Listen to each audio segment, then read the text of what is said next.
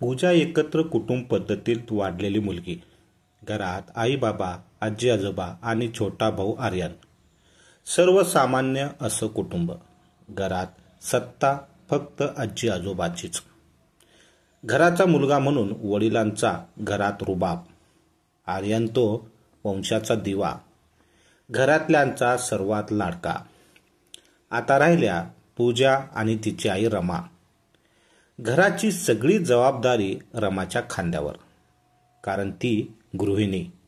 सासू सासऱ्यांचं पथ्य पाणी असो की नवऱ्याचा डब्बा, मुलांची शाळा, अभ्यास, मीटिंग, सारं काही पूजाच्या आईला पाहावं लागेल. बँकेतल्या कामामुळे बाबांना वेळ नाही आणि आई काय घरीच असते. मग सगळ्या जबाबदाऱ्या रमावर. हे सारं पाहत पूजा लहानाची मोठी झाली. आई सगळं काही पाहते, पण तरी जरा ही चुकलं की सगळेजण तिला बोलतात. नको नको ते बोलतात आणि म्हणतात जे आपण बोलू ते मुले शिकतात. तसंच आर्यनच्या बाबतीत झालं आणि आर्यनही आईला माघारी बोलू लागला. छोट्या छोट्या गोष्टीसाठी आईला दोष देऊ लागला. एक मुलीला हे बघवले नाही. सगळ्यांचा खूप राग यायचा. आई तू का विनाकारण सगळ्यांचं ऐकून घेतेस? शेजारची काकू बघ, घरात सगळं त्यांचं चालतंय आणि आपल्या घरात सारं काही तू करतेस, पण क्रेडिट मात्र तुला कधीच मिळत नाही. पूजाची आई यावर पूजाला समजवायची, असू दे ग, घर म्हटलं की संसार म्हटलं की हे सगळं चालणारच. तुझे बाबा जर घरची आर्थिक बाजू सांभाळतात तर त्यांची पत्नी म्हणून मला इतर जबाबदाऱ्या पार पाडाव्या हव्यात. आजी आजोबांचं म्हणशील तर सासू सासरे आहेत ते त्यांचं बोलून कर्तव्य पार पाडतात. तू नको मनाला लावून घेऊस. जे आहे त्यात मी खुश आहे आणि आता मला सगळ्याची सवय झाली आहे. काळजी करू नको. ही आई काय ग तू अशी गपशी हो की थोडी बोलकी? मला नाही आवडत जेव्हा तू सगळ्यांचं बोलणं ऐकतेस. म्हणजे मी तुला आवडत नाही काय? आई म्हणाली, तसं नाही ग, तू जगातील सर्वात चांगली आहेस. तू आवडतेस तू मला. बाबा पण किती बोलतात तुला, पण तुझा हा गप स्वभाव नाही आवडत ग मला. हे बघ बाळा, मी जेव्हा माप ओलांडून या घरात आले तेव्हा माझ्या आईने मला एक कानमंत्र दिला. बाईची जात जन्माला येते ते शांतपणा घेऊनच, त्या जोरावरच जगायचं आणि संसाराची गाडी ओढायची. आईचे ते उपदेश डोस घेऊनच मी या घरात आले. आई म्हणाली अगदी तसंच वागत राहिले. म्हणून तर भांडणाचे आवाज बाहेर पडत नाही, कारण मी गप असते म्हणून. असं काही नाही की मला बोलता येत नाही, पण एकाने कोणीतरी गप बसायचे असते तरच संसार टिकतो. म्हणून मी बाळा गप्प बसते. कळालं का वेडाबाई? चल उठ, मला खूप काम आहे. याचा अर्थ चूक तुझी नाही, तुझ्या आईची आहे, म्हणजे माझ्या आजीची. तर तिने तुझ्या कानात हे भरवलं आहे. दोघेही एकमेकाकडे पाहून हसू लागल्या. पूजाचे शिक्षण पूर्ण झालं आणि लगेच तिच्या लग्नाचा विषय चालू लागले. व तिला इतक्यात लग्न करायचं नव्हतं. तिला नोकरी करायची होती. तिला स्वतःच्या पायावर उभे राहायचे होते. पण घरात तिचं ऐकणार कोण?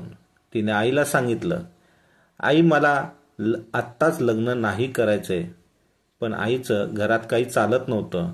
इच्छा असूनही ती आपल्या लाडक्या लेकीसाठी काही करू शकले नाही. आजीच्या बाहेर पूजासाठी सागरचं स्थळ आलं. मुलगा कॉलेजमध्ये सर म्हणून कामाला होता. घरी सासू सासरे, नणंद, छोटा दीर, सागर असं कुटुंब होतं. दोन्हीकडच्या मंडळीची पसंत आली आणि लगेच लग्नाचा भार उडाला. पूजाच्या आईने लेकीला निरोप देताना पुन्हा कानमंत्र दिला. हे बघ, तुझ्या आता ते तुझं घर आहे. सासरच्या माणसाचा आदर कर, तेच तुझं घर आणि आता तीच तुझी जिम्मेदारी आणि तेच तुझे माणसं आहेत. माहेरचे संस्कार आणि तिथल्या वातावरणाची शिदोरी सोबत पूजाने घेऊन सासरचा उंबरठा ओलांडला. मनात भीतीचं काहूल माजलेलं नव्या नवरीची नवलाई. मनावर भीतीचं सावट, मनावर चढलेल्या टेन्शनने तिने गृहप्रवेश केला. सासूबाईंनी तिच्या चेहऱ्यावरील भाव ओळखले. घरातील देवतांचे दर्शन घ्यायला लावले. पूजाला जवळ बोलवून तिला आधी कपडे बदलायला सांगितले. सकाळपासून दमली असशील तू शालूच्या वजनाने. जा, जरा फ्रेश हो आणि दुसरे कपडे घाल. पूजाला सासूच्या या प्रेमळ शब्दांचा आश्चर्य वाटलं. तिच्या माहेरी सासू सुनेचा असा प्रेमळ संवाद तिने कधीच ऐकला नव्हता. पूजा कपडे बदलून बाहेर आली. अगं, हे काय पुन्हा साडी नेसलीस? ड्रेस घातलास तरी चालला असतं, सासूबाई म्हणाल्या. पण मी सोबत ड्रेस नाही आणले. आई म्हणाली, लग्नानंतर तुला साडीच घालावी लागेल. पूजाची सासू हसली. आपल्याकडे असं काही नाही. तुला जे आवडेल ते घाल. आणि ड्रेस आणला नसेल तर तुझ्या नंदचे म्हणजेच अंकिताचे ड्रेस आहेत. त्यातला काही तुला जे आवडेल ते घाल. काही हरकत नाही. पूजाने अंकिताचा ड्रेस घातला. सकाळपासूनच्या दागिनेने ती फार थकून गेली होती. ड्रेस घालून फ्रेश झाली. तिला फार बरं वाटलं. इतका वेळ मानावर ओझं घेऊन वावरत होती. सासूच्या प्रेमाने बोलण्याने तिच्या मनावर दडपण नाहीसं झालं. मोकळेपणाने पूजा घरात वागू लागली. दुसऱ्या दिवशी आईने सांगितल्याप्रमाणे पूजा लवकर उठली. आवरून ती किचनमध्ये गेली तर सासूबाई आधीपासून हजर होत्या. तिच्या हातात गरम गरम पोहे देत त्या म्हणाल्या, तू का आलीस किचनमध्ये?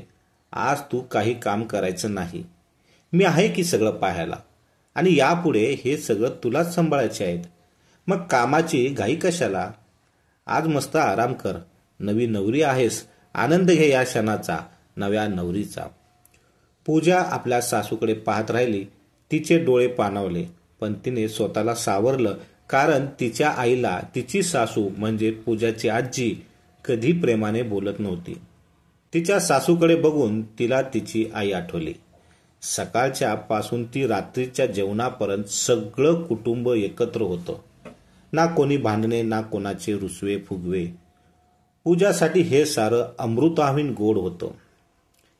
ज्याची अपेक्षा ती इतकी वर्ष आपल्या आईसाठी करत होती ते सारं न मागता तिला मिळालं होतं.